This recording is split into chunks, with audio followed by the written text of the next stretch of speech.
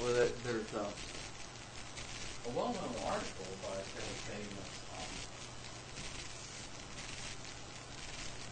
philosopher who said the distinction between active and passive euthanasia is a distinction without a difference. Both of them involve killing the patient. What is legal now is to give someone enough drugs to treat their pain that it brings on the premature death. But you're not killing them. You're treating their pain,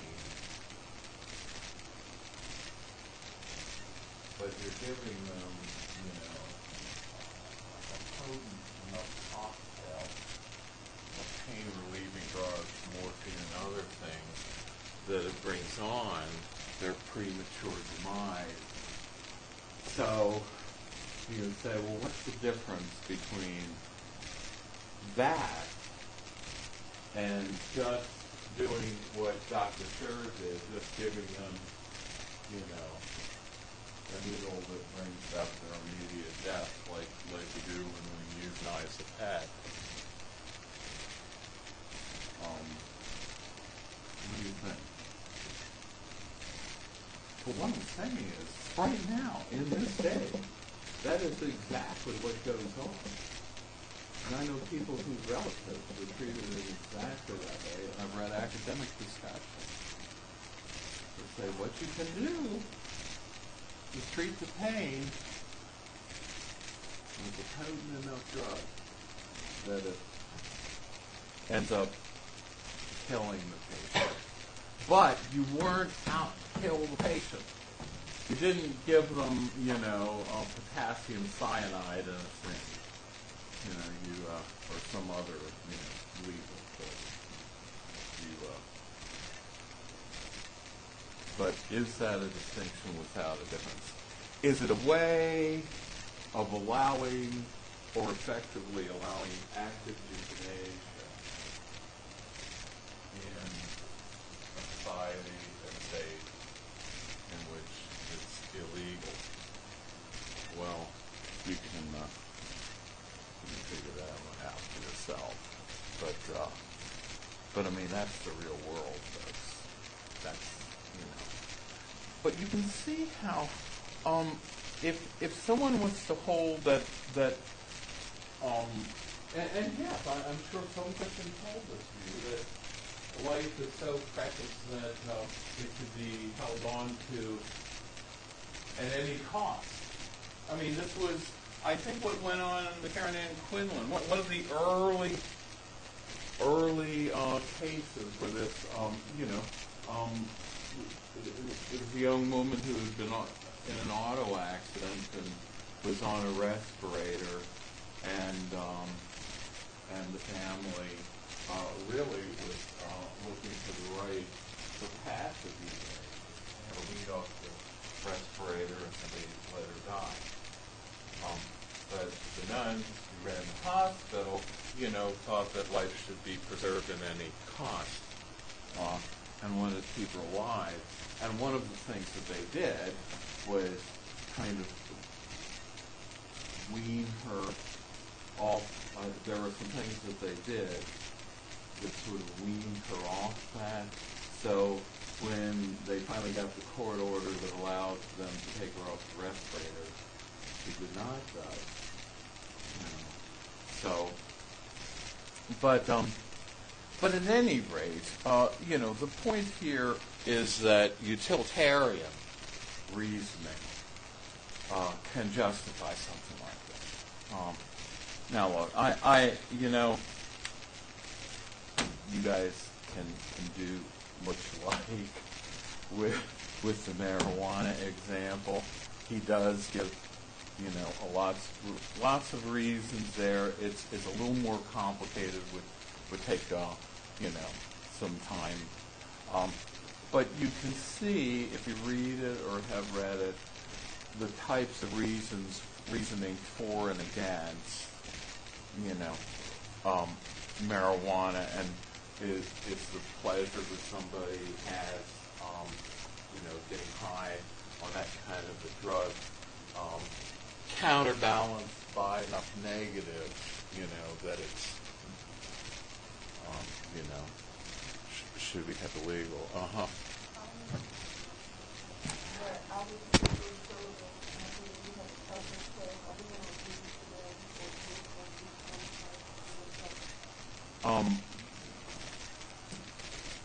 Okay, I'm going to take you through utilitarianism today, and we can do some review. I postponed. I had a test. Here's the thing. I originally had a test scheduled for my Thursday night class for this Thursday. Okay, I postponed theirs to next week. And the question is, we can postpone yours and not have it next week, but the week following that. But is that too far? Well, I'm saying that's an option. I'm wanting to get some feedback from people, or we can do some. Well, it's a 3-hour class. We will do some review, but it's going to cover through utilitarianism if we have it next week,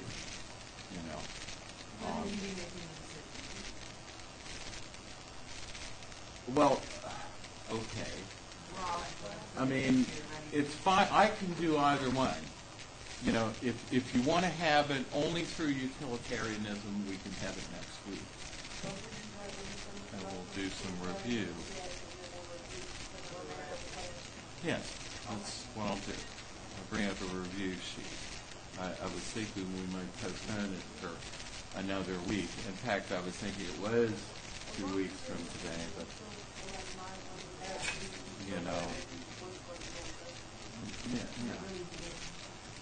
well, all right. So let me go through the rest of the current material, and then we'll do some review. Yeah.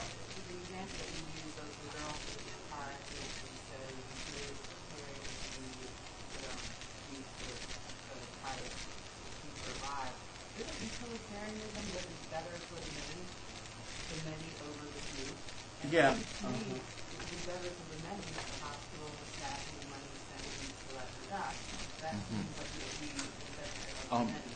Yeah.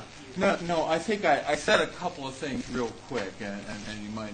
What I said is the nuns who ran that hospital where the woman was basically felt that life should be preserved at any cost. Okay, like being Christian. That is not utilitarianism. You're absolutely right. Yeah. So utilitarianism would probably say, that the cost of keeping her alive, that there was not a sufficient gain in utility. She's not going to have any kind of quality of life again.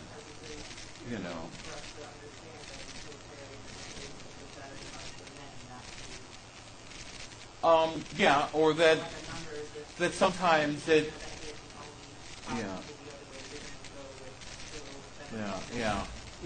Well, that the whole point is to provide the greatest good for the greatest number, and it's consistent with saying that you've done that. In some cases, that there might be some segment, call them the few, like the people in that village, who had to be relocated, and those, 10 villages, I think it was, I forget. Or in this case, maybe a patient who you're deciding against, continuing their life. It is consistent with saying, yes, I've made the choice that provides the greatest good for the greatest number, that some sub-segment does not come out for the better. Right? Yeah, that's absolutely true. on a utilitarian perspective. Okay. Well, so we went through this one. And again, we said that it's unrealistic to talk about pleasures and pains in this way, that you really can't assign exact numbers. Now again, what Bentham was getting quite old, and Jeremy Bentham was getting quite old when utilitarianism was getting a lot of criticism, saying, look, you're giving us a moral theory that gives us a very low view of human nature. When Bentham says things like all pleasures are on a par, the only thing that matters is their quantity.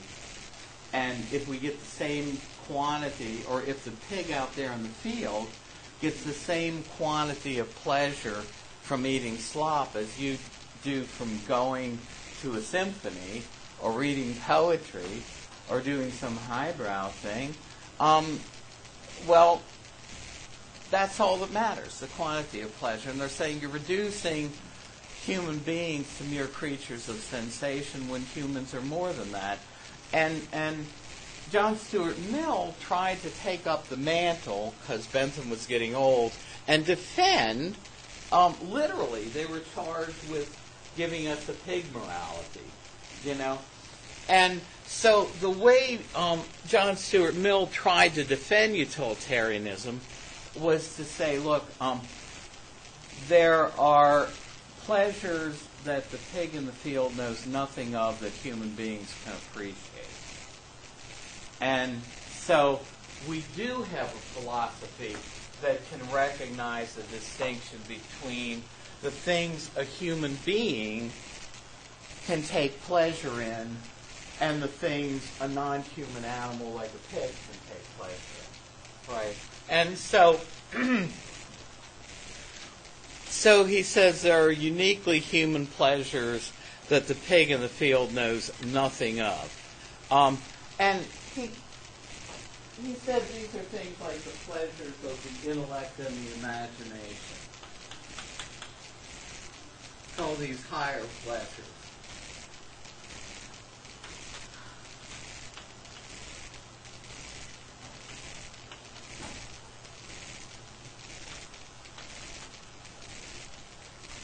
Of the intellect and the imagination. So you want us to know how they saw things differently, Jeremy Bentham? Yeah. And the big word to remember for Bentham is quantity of pleasure, quantity, and for Mill it's quality. He introduces qualitative distinctions. Because one of the things that Mill famously said is, which one of us would trade places with the pig in the field even if we were promised, as Mill said, that the fullest allowance of a beast's pleasures? In other words, even if we were promised we're going to be a very happy pig indeed, which one of us would take that deal? And we wouldn't, because there are things we can appreciate as human beings that the pig in the field knows nothing of and has no capacity for appreciating. And so he said that these are more desirable pleasures, these higher pleasures, than the mere pleasures of sensation that we get from eating and drinking and things like that. Does Mill care about other people's pleasure and things like Jeremy Bentham does or not? Oh, yes, absolutely. Mill uses the principle of utility, and Mill also agrees with Bentham's statement. This is a famous one. I don't know if your book has it. Each is to count. Bentham, but Mill agrees with this, and this is what your question is directed for. Each is to count for one, but none for more than one. And that really distinguishes utilitarianism from, utilitarianism from egoism, right? For egoism, my pleasure is the whole ball of wax. For a utilitarian, whether it be Bentham or Mill or any other utilitarian, yeah, my pleasure counts. It goes into the mix, right? The uncle's pleasure counted in the decision. But what you're supposed to do as a good utilitarian is to stand back from the situation as if, and make the moral decision as if it didn't even affect you. And yes, your pleasure counts, but no more than the pleasures or pain of anyone else affected by your decision. What I'm just trying to understand is that the basic difference, definite for quantity versus quality. So are you saying that if the quality of the benefit is greater, then he'll go for not the many, he'll go for the few? No, I think what he's trying to say is that in utilitarian calculations, pleasures with a higher level of quality are more desirable than lower pleasures, even if they have a higher quantity of pleasure. That's what he's trying to say. That the more desirable pleasures are pleasures that we get from things like, working out a math problem, discovering something new, reading or writing a novel or a book or poetry. Yeah.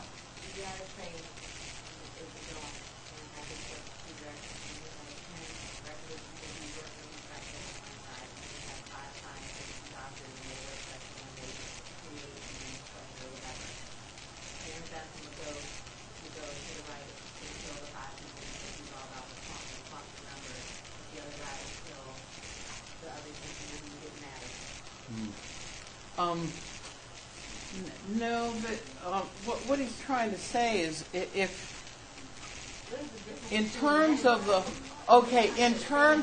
pleasures you would consider relevant to your calculations, you would give a higher amount of consideration to higher pleasures.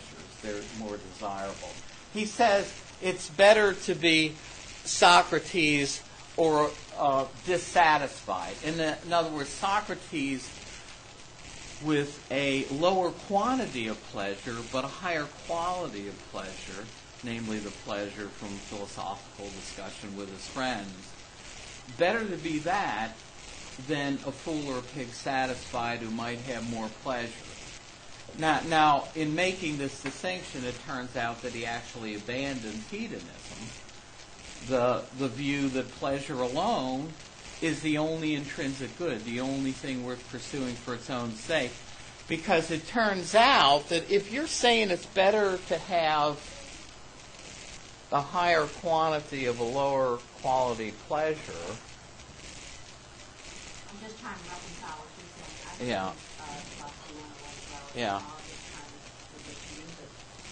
Yeah. Yeah. Well, okay. I mean, what I'm trying to say is that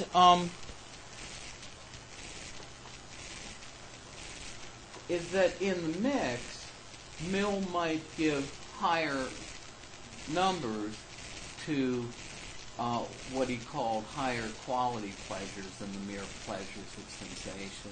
And he also says that those are more worth pursuing as human beings. But, the stock criticism is that Mill claimed to be a hedonist. Remember, hedonists say that there's only one intrinsic good. There's only one thing that's good for its own sake, and that's pleasure. everything else is good only insofar as it promotes pleasure. But in saying that higher quality pleasures are more desirable even though their quantity of pleasure is less, what you're saying is there's something valuable about them in themselves that is not just pleasure, because their quantity of pleasure is lower, and yet Mill says they're more desirable. Well, that means that there's something else about them that makes them valuable, and it's not pleasure. So if you're saying that, then you're saying, there are other things that are desirable for their own sake, and not just pleasure.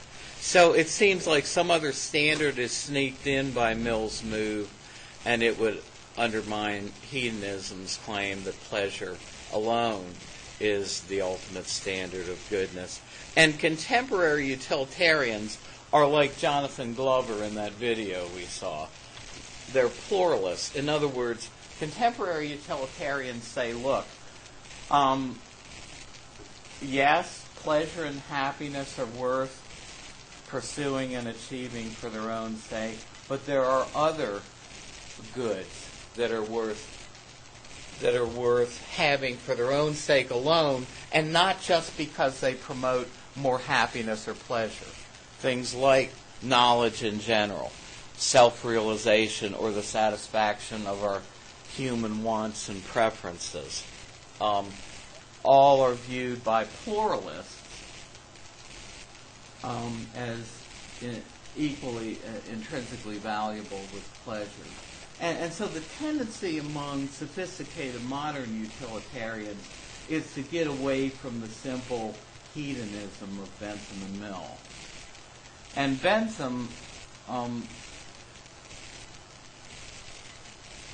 really wants pleasure to be the ultimate standard. And the biggest utilitarian today, who I think is very much in Bentham's camp and in Bentham's tradition, is Peter Singer.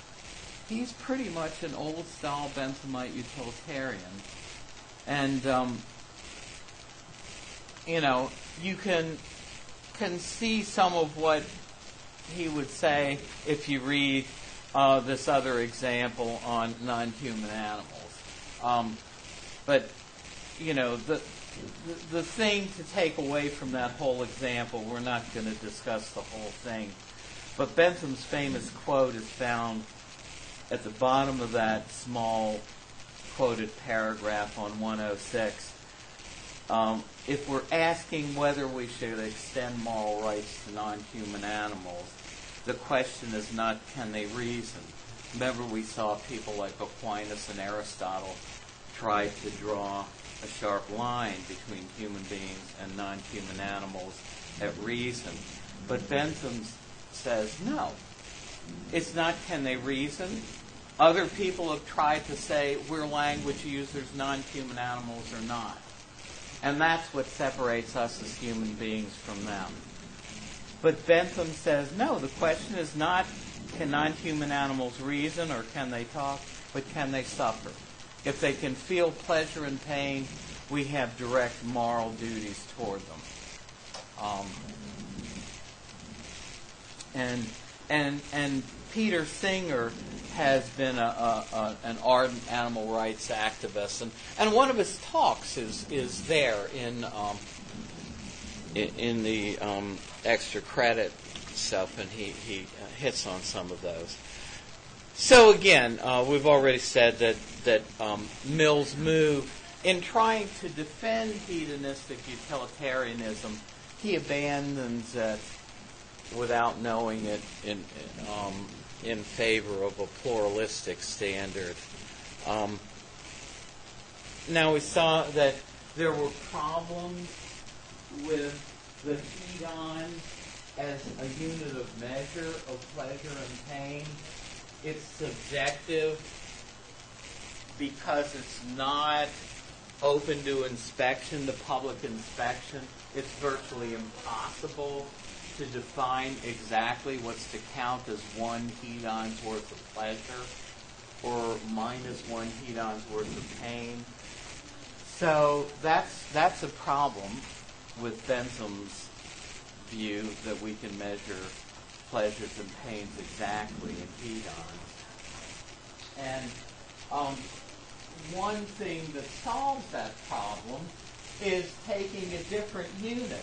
We might not know what a hedon is. In other words, as I said it last time, you don't know whether you have 2 or 10 or 20 of something until you know what's to count as having one of something.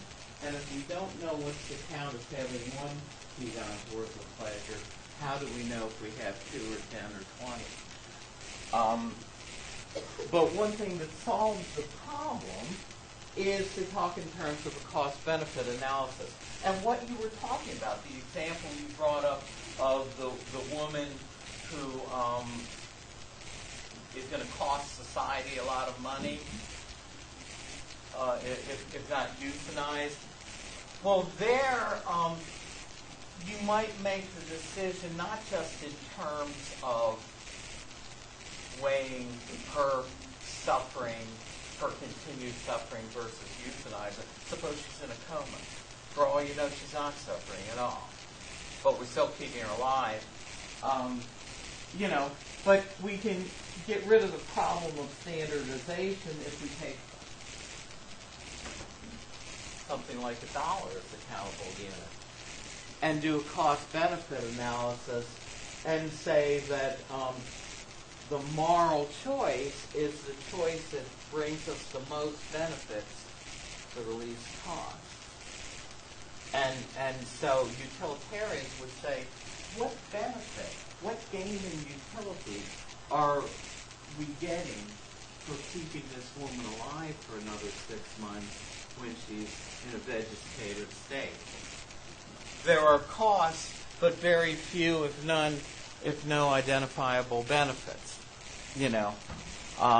And of course the opposite side is to say, but human life is precious beyond degree, and don't even talk in terms of dollars and cents. But in this world, it's harder and harder to maintain a view like that. So we can do a cost-benefit analysis. So it weighs the good against the bad. It weighs benefits over costs, and it recommends that the moral thing to do is to act on the side of the most benefits or the least cost to society. Well, we saw that one thing that if you're going to talk about the benefits of utilitarianism, it's a theory that gets us down to earth. It removes morality from the ethereal, right, and otherworldly. Morality for the utilitarians isn't following the dictates of a transcendent God, following the will of God. It's not thinking that there are somehow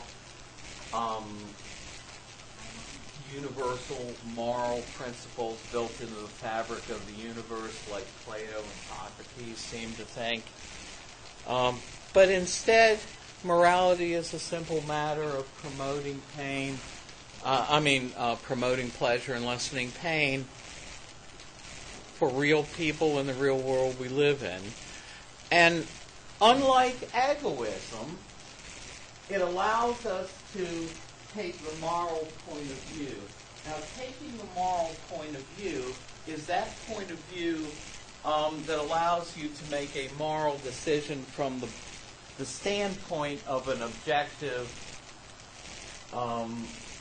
disinterested observer, and say, hey, let's forget about how this affects victim morality. What's the right thing to do here?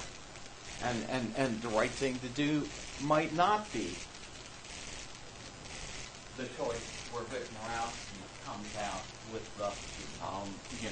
the best set of circumstances.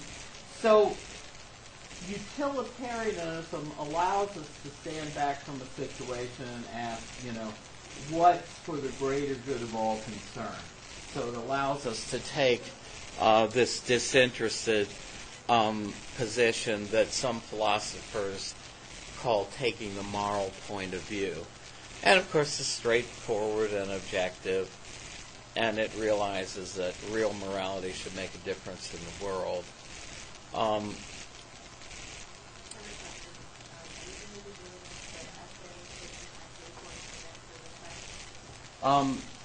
Yeah, what I'm going to do is I'm going to make that available on Blackboard for you, and I'll do that.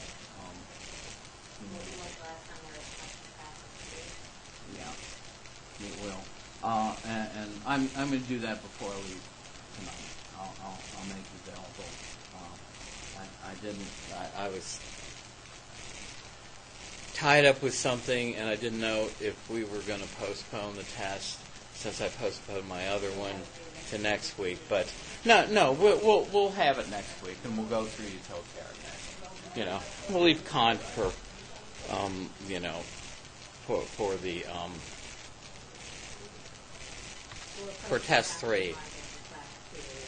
Pardon?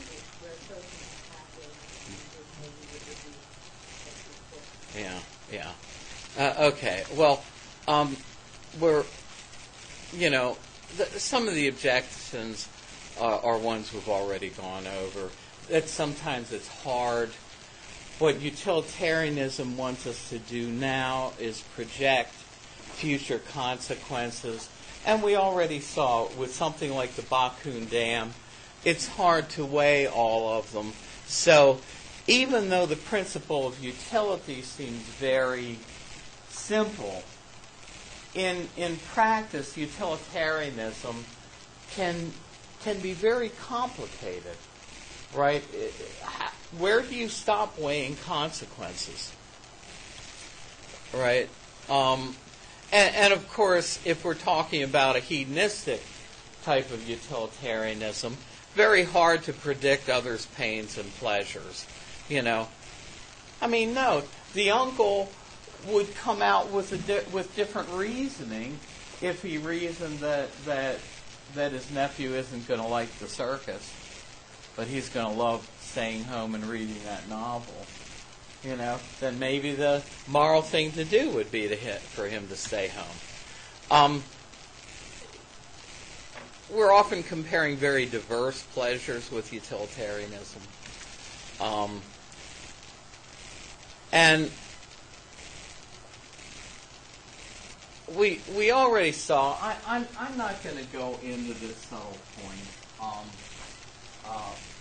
but people like Peter Singer have argued, for instance, that on utilitarian grounds, since you would produce much more good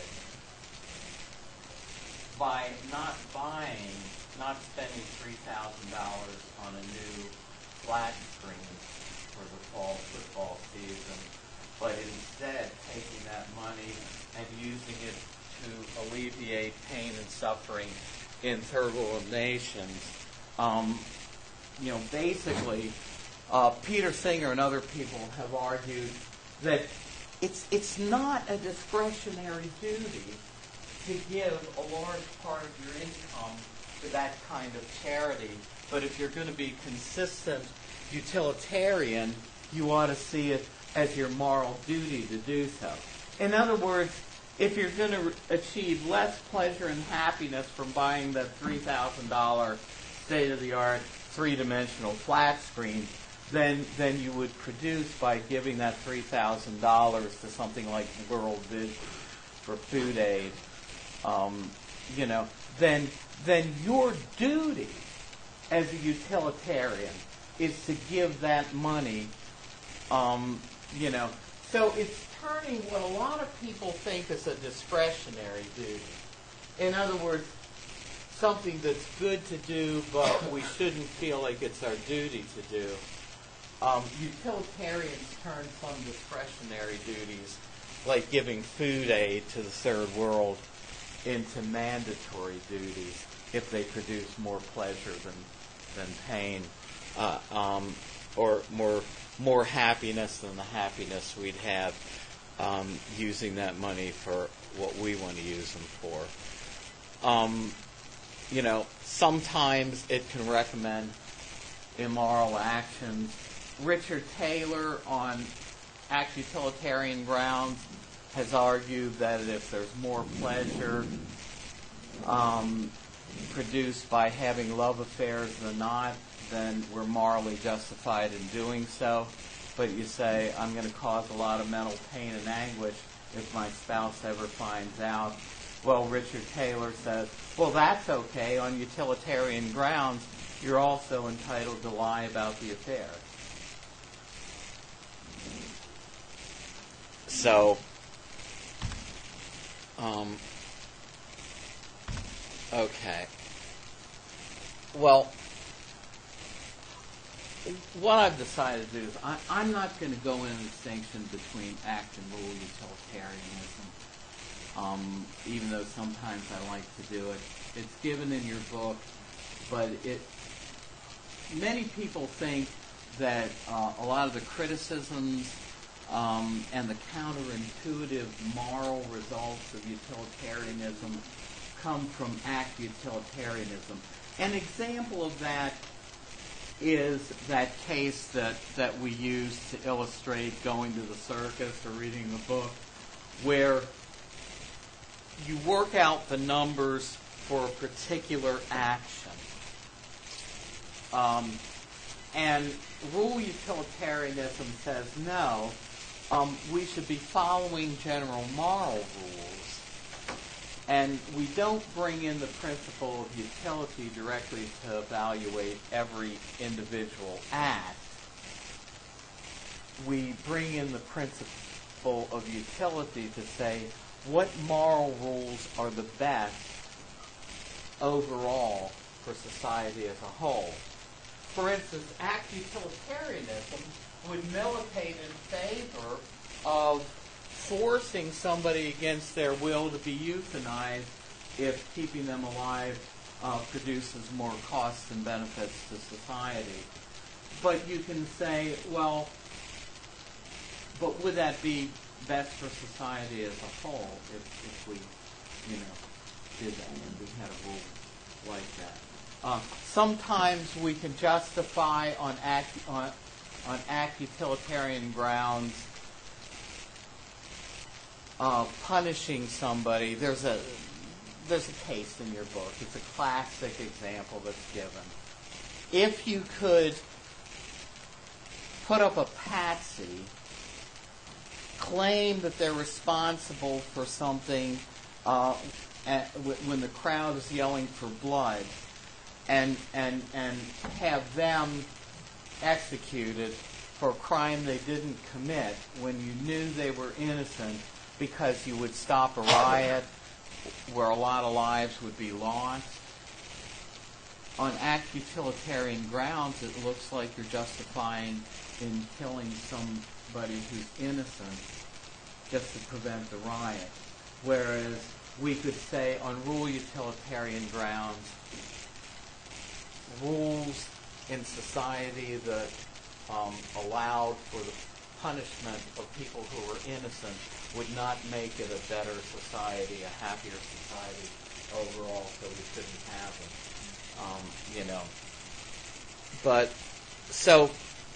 But I'm not going to ask you questions about that distinction. Okay, what I'd like to do is just take 5 or 10 minutes, because I want to bring up something and take a break, and I need a drink of water, and then we'll do some review. Okay, so if you want to break, let's take 10 minutes. It's 7:08, and then we're going to do some review.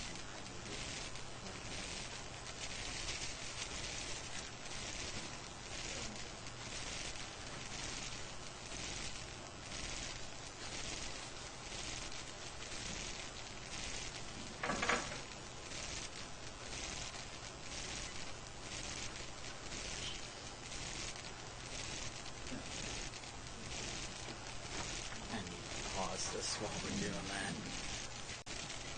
So, yeah, I thought maybe the best thing to do would be to go back over this PowerPoint and stop me. If you have questions you don't understand. Remember, we're doing two things in egoism. We're looking at this very old, listen, this goes back to Plato. This is discussed in Plato's Republic. This very old psychological theory that the only thing that motivates us is acting in our own self-interest. That we're not motivated unless we see something in it for us, And I find that it's not hard for me to persuade students of this view. For some reason, people naturally want to say, well, of course.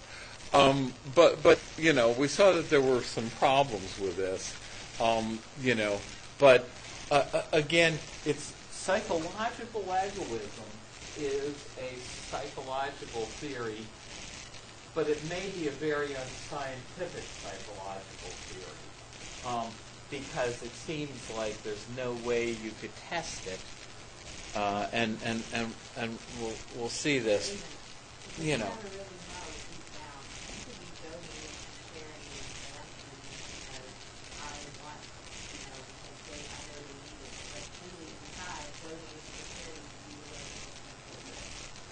Well, yes, but the psychological egoist is going to say, well, the motive you think you had, that you really cared for those people, and that was your chief motive, why, that's an altruistic motive, and we never act from altruistic motives. That's what my theory of psychological egoism says. So you must have had a self-interested motive. Did it make you feel good to do that? Yeah. Well, your real motive was that. It wasn't the motive you think it was. Well, doesn't that take a little bit of chutzpah to tell somebody, well, look, what you think was your motive is wrong. You really you had to act in self-interest because my theory says we can only act in self-interest. There's something wrong with that.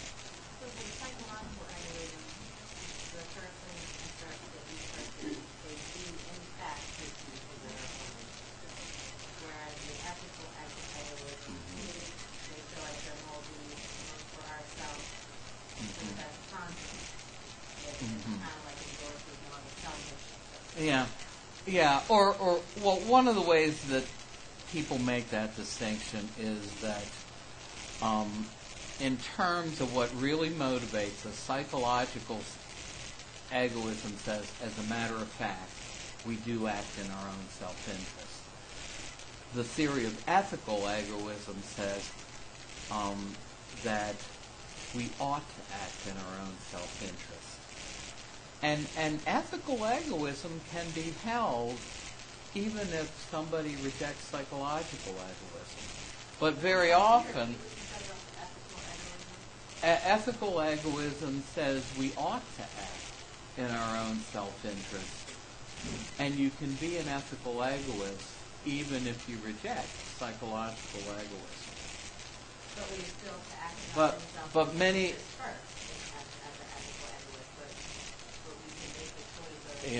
Yeah. Well, it says that my moral duty is to act in my own self-interest. Yeah. In other words, that's what I ought to do. And psychological egoism says that's what we always do anyway. Yeah, that it's a matter of fact. Whereas the ethical theory says, ethically, that's what we ought to do. Psychological egoism says it's just a matter of fact that that's what we do. Yeah. Exactly. That's the way we're constructed as human beings. We always look out for number one. Right. No matter if it's something that we're going for the better, someone else will still get something good about it. Exactly.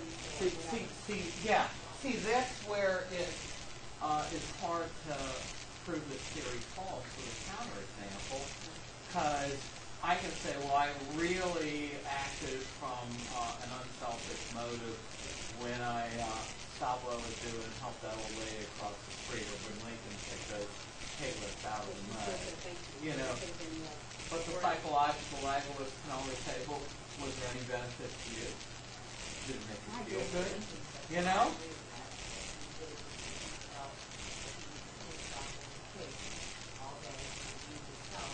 Yeah.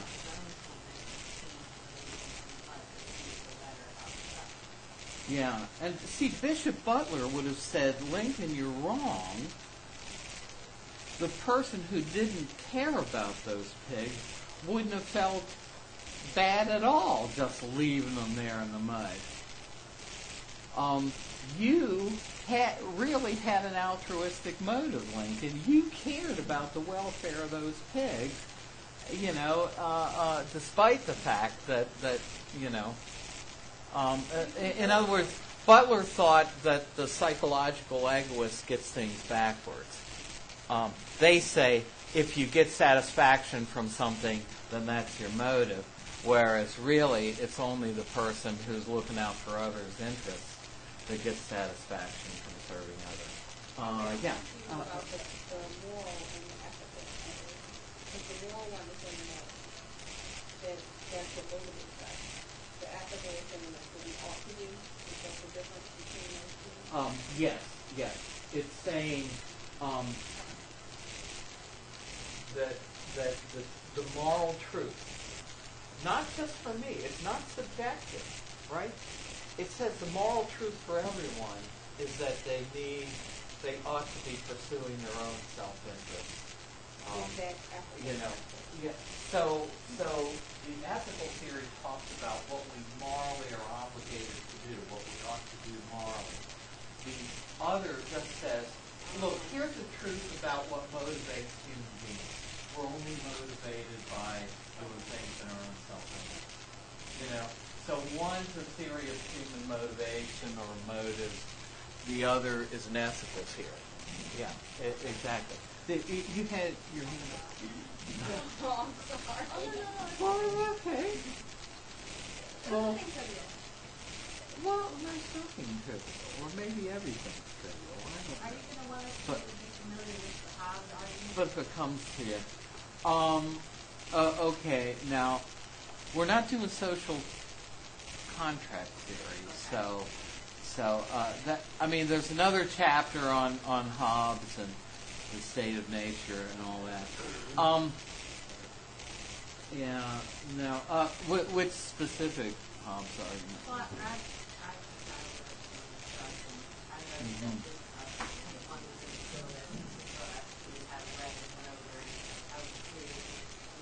Oh.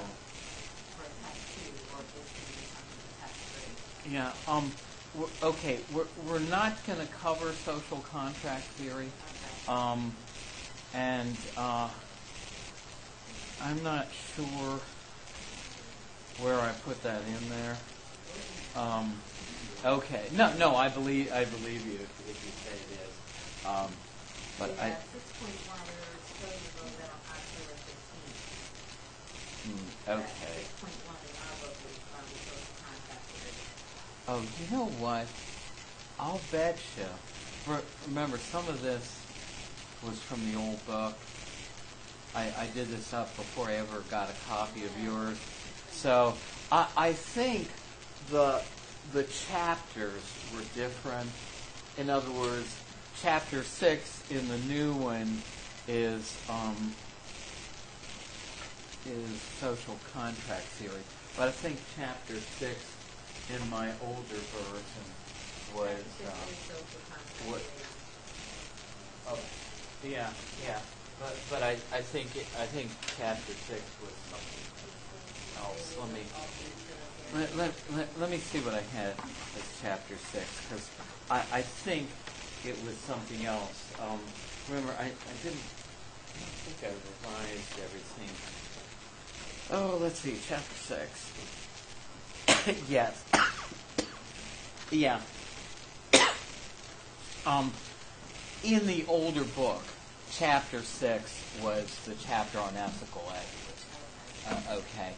And I think he laid them out, the egoism chapters, a little differently in this book. Yeah. So I my apologies that was confusing. About the prisoner to run and everything that's That nothing on that. Nothing on the state of nature.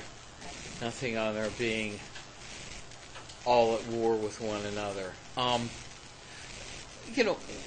One of the arguments in favor of the psychological view is that we always do what we want, and if there are wants, well, doesn't that mean we're always acting in our own self-interest? We're always acting selfishly. But, there are a couple of things you can say. We don't always do what we want. Sometimes we do what we think is the right thing in spite of what we want.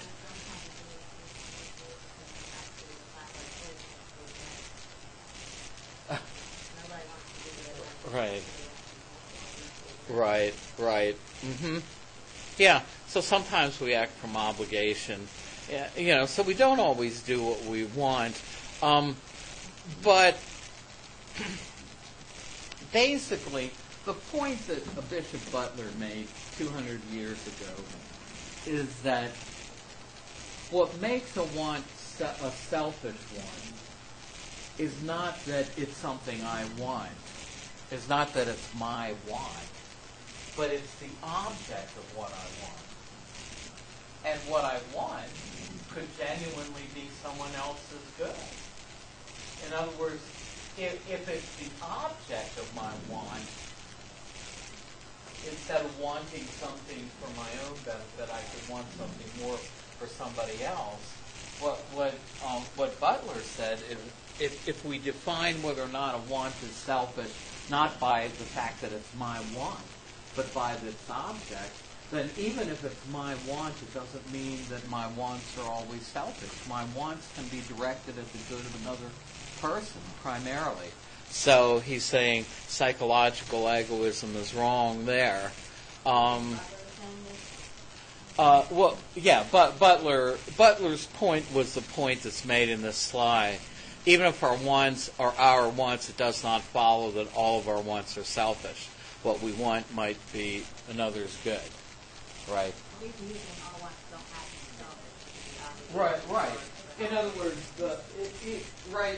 we talk in terms of English, subject, verb, object, right? John hit the ball.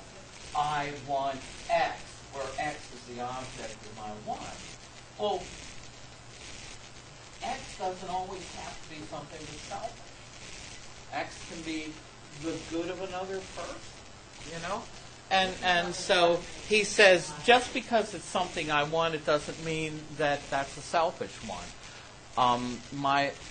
What defines whether it's selfish or unselfish is the object of the one. And if I desire primarily somebody else's good, then that's an unselfish one. And so that argument doesn't work. That's Butler's point against psychological egoism. Yes, that just because our wants are our wants, it does not follow that our wants are always selfish. We could want something that's altruistic, that's somebody else's good. But remember, what I said that psychological egoism says is not that all people act selfishly some of the time, and it's not that some people act selfishly all the time. It's basically that all people act selfishly all the time. That's the only thing that motivates them, genuinely. And so if that's true, this is what follows, that we can never act from a genuine altruistic motive, one that puts the good of another above our own good.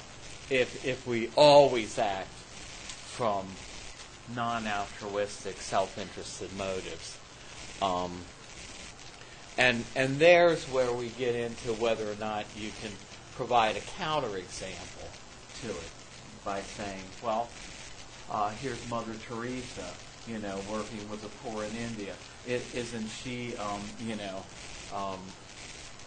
doing good that's altruistic? What's selfish about that? What about B. Gaddy helping the homeless and feeding them down in Baltimore City when she was alive? But some people could say, well, yeah, but she probably felt good about it. She even ran for public office at one time. So psychological egoists say that all of our motives are self-interested. And here's the thing. The theory can always cop out. Whenever you present it with what seems to be a counterexample, what seems to be an example of somebody acting in an unselfish way, they can always say, but wait a second, there must have been some benefit they received from doing what they were doing. And if there was, then their motives had to be to receive that benefit because they had to act selfishly. So Right? there were some people who were using for a self-interest and for being selfish. They define multiple. Well. See that. Yeah. See that's an interesting point because,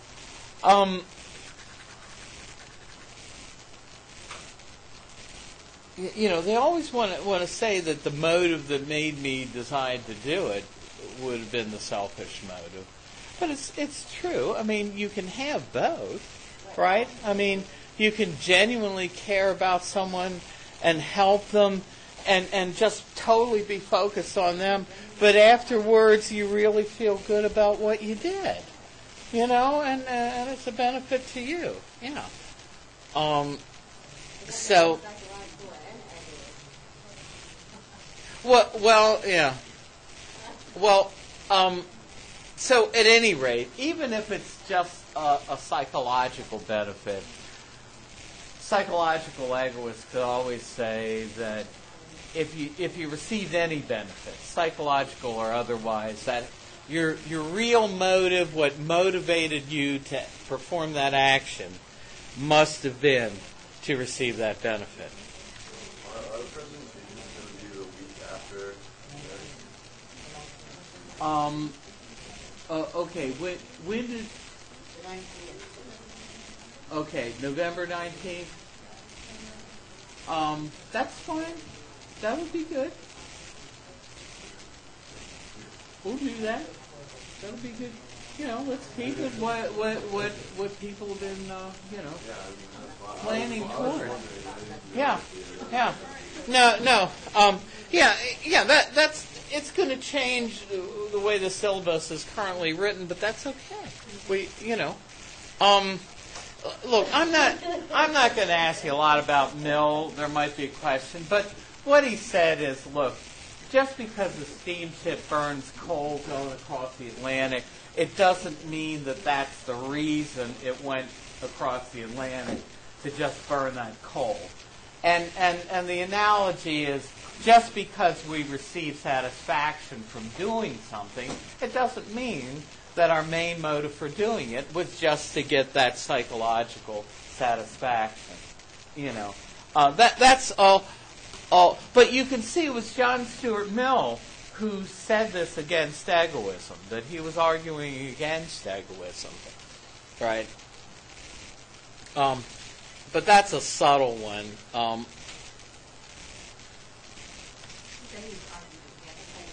Yeah, Mill was, right.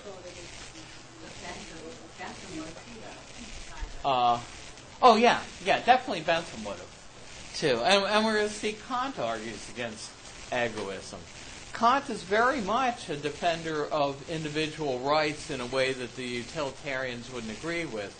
But Kant is still very against ethical egoism. Now, there's going to be nothing on Kant on this test. That's going to be afterwards. We'll do. But again, here's another point that Butler made. It's only the person who genuinely cares for others who's going to receive satisfaction from helping them at any kind of a deep level. The person who just does it out of duty may not get... in other words, he thinks that ethical egoism gets it exactly backwards. That it's because we're acting from an altruistic motive, where we really care for somebody else, that we get a feeling of satisfaction. It's not that we're doing what we do to get the feeling of satisfaction, like the egoists claim. So that's why the criticism is that psychological egoism gets things backwards. Well, okay. The egoists say if we receive any benefit, even if it's just satisfaction, that was our real motive, not an altruistic motive, like really caring for those people. What Bishop Butler tried to say is it's only people who really genuinely from the heart care about other people who are going to receive satisfaction from helping them. And so it gets it backwards.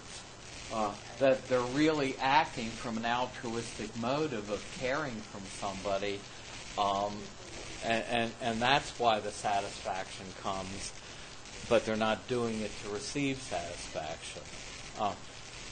There's something called the paradox of hedonism, that very often, pursuing pleasure is not the best way to get the most pleasurable life. Forget I said that. We're not going to go on. Now, as I said, it's not a testable scientific theory.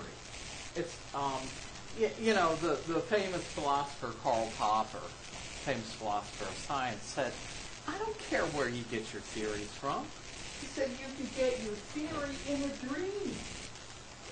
What makes it a scientific or an unscientific theory is, can it be tested empirically? Could we state under what conditions we could prove it false? What would have to take place in the world for your theory to be false? He says a lot of pseudoscientific theories can find confirmations in everything that happens. But he says the real test of a scientific theory is what would have to happen in the world for your theory to be proven false? And psychological egoism seems to be the kind of theory where nothing can happen that would prove it false.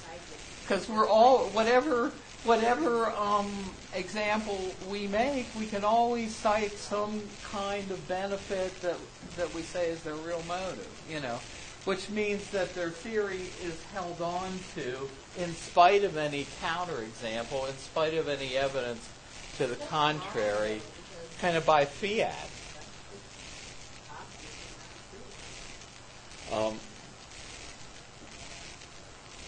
What do you mean? I think obviously the psychological aspect of it are easy. Mm-hmm. I would believe ethical egoism or for that more than psychological. It's just obviously not true that people do in fact only act out of their only Always act for themselves. Yeah. Yeah. Not true. Strong.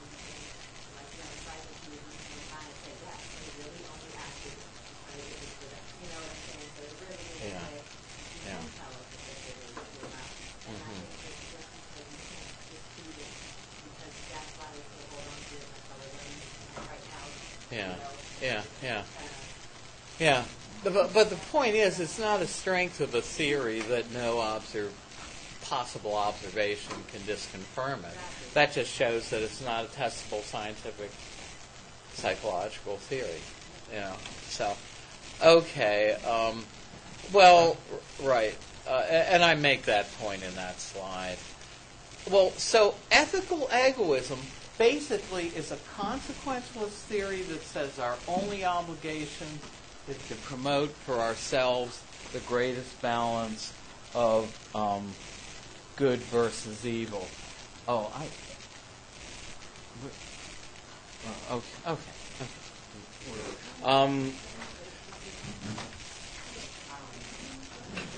So at any rate, yeah. Well, we took a slight break, so normally we go to 8:25, and we took like 15 minutes, so we'll go to 5 or 10 after.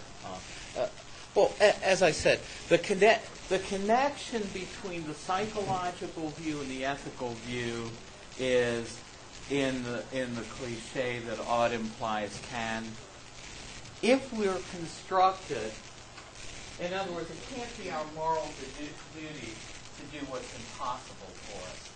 And if psychological egoism were true and the only thing we could do is act in our own self-interest, then why shouldn't that be our one and only moral obligation? So that's how people tie the two together. That's why we study the two together.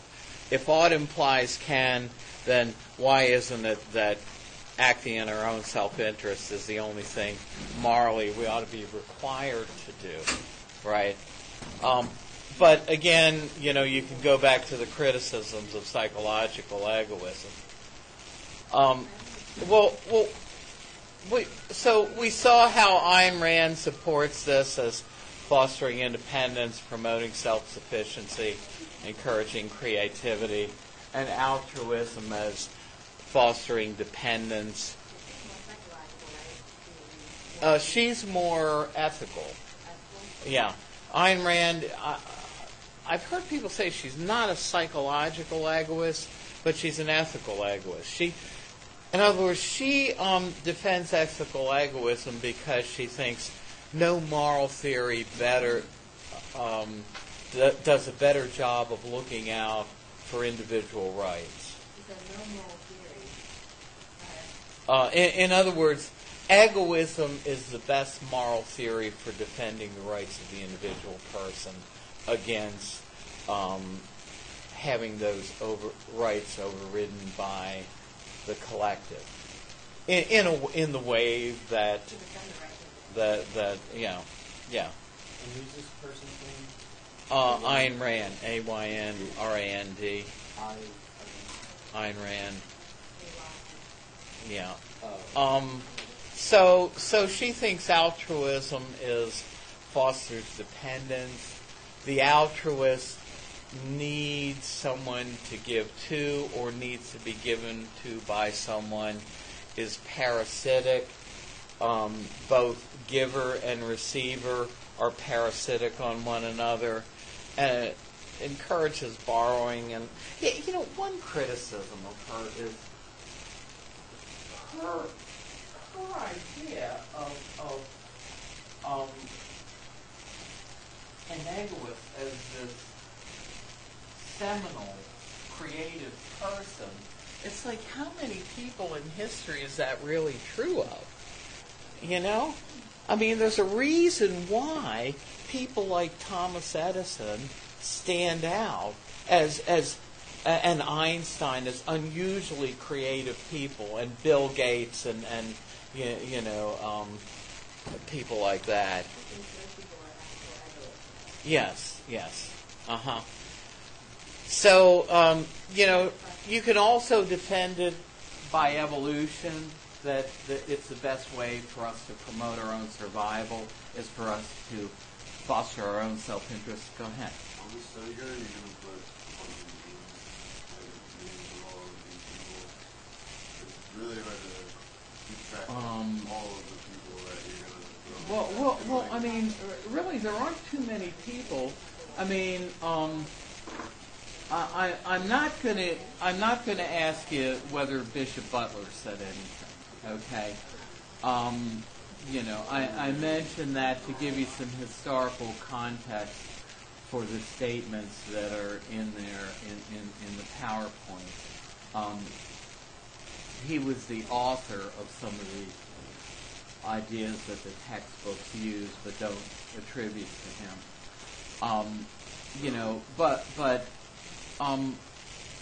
Ethical egoism, there aren't as many, names, well, I'm looking mostly for your understanding the basics of the view rather than who held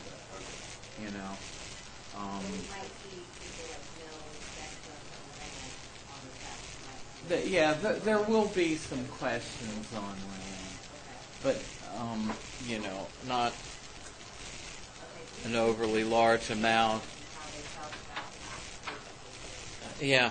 But here's the one thing. I don't know if I went over some of the objections. But, I mean, you're claiming that this is a theory that gives you the universal truth about morality. But here's the thing. Some people think ethical egoism could conflict with itself. I mean, would it really be in my self-interest to want you all to be egoists? You know, it might conflict with my interest to advocate egoism as a universal moral theory. And so, in other words, in cases where your interest would conflict with mine, then it might be against my interest to advocate that you be an egoist, an ethical egoist, and yet here's a theory that I'm supposed to be selling as a universal moral theory. Now you can get around the contradiction by saying I ought to be an egoist secretly, but advocate altruism publicly, but that's a strange position to take. But here's... it's supposed to be a universal moral theory, but is it really in my self-interest to advocate that you all be egoists? You know? No, and so it seems to conflict with itself to push it as a universal moral theory. Now, here I think is one of the more important criticisms. It makes ordinary advice-giving practices kind of irrelevant. I mean, there are a number of times when we go to somebody for advice, trusting that they're going to give us advice in our best interest, whether it's a business advisor, a doctor, somebody who's going to do repairs on your car or your home. But the only consequences that are morally relevant to an ethical egoist are the consequences for themselves. The consequences to somebody else, whether they be good or bad, are morally irrelevant. And the problem there is, why couldn't an unscrupulous ethical egoist auto mechanic recommend a repair that's a $1,000 repair that I don't need when all I need is a $200 one, simply because they come out better, but I come out worse. But the theory of ethical egoism says that if Mr. Badwrench recommended a $1,000 repair job to me, then my the fact that I came out worse is morally irrelevant to Mr. Badwrench, right? The only thing that matters was the consequences for him, and he made more money. He came out better. And any moral theory that has that seems to have something seriously wrong with it.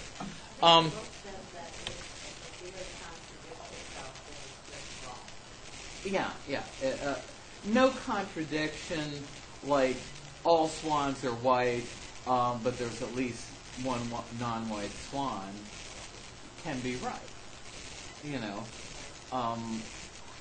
There's a direct contradiction. So some say that egoism encourages predatory behavior, putting my interest above everyone else's and riding roughshod over their interests. Now, here's the thing. Ayn Rand's response to this criticism is, look, true egoists, true creators, don't ask anything from anybody, and they're not out to give anything to anybody. In other words, they're just independent and kind of lone wolves, right?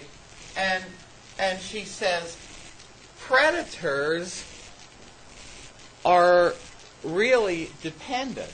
They're not altruists, but predators are not true creators because the predator needs a victim. Predators need to depend on their victims. So they're not the independent, self-sufficient model of the creator, which is her model of an ethical egoist.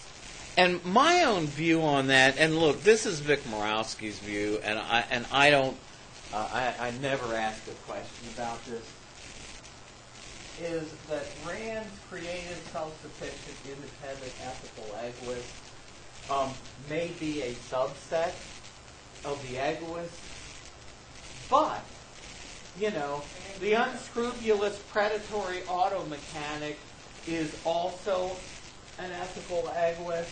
Ethical egoism seems to require only that one be morally obligated to put one's own interests first.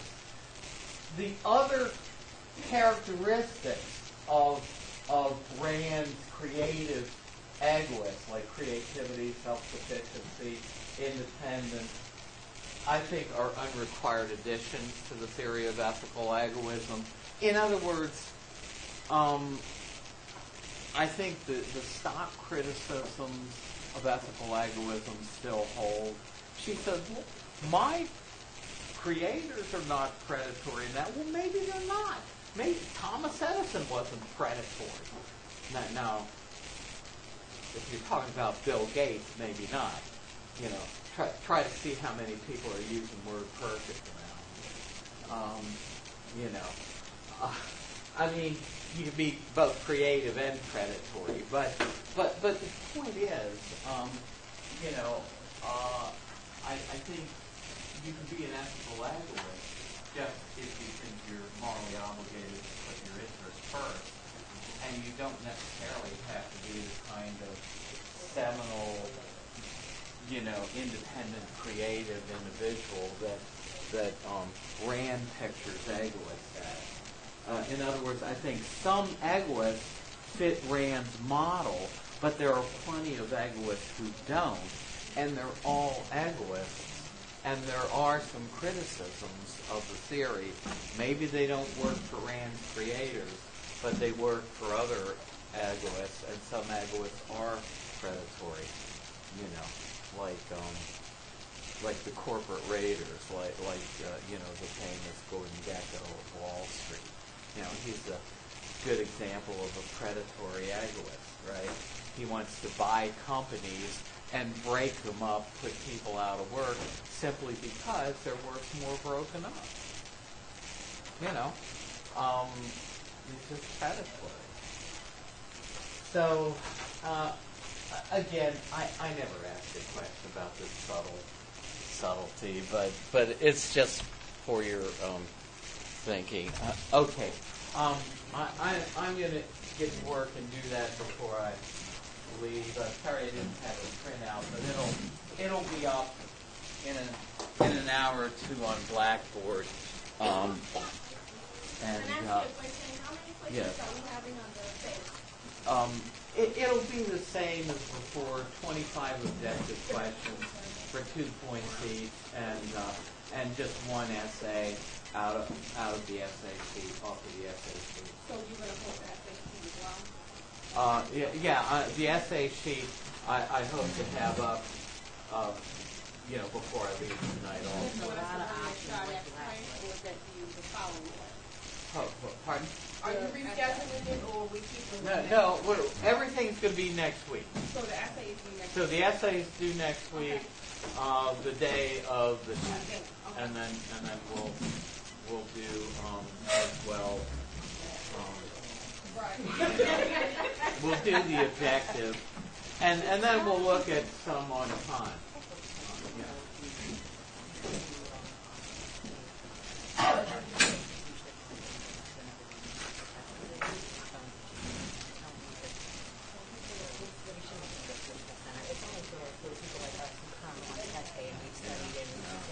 Yeah. Well, normally I don't let them, take stuff.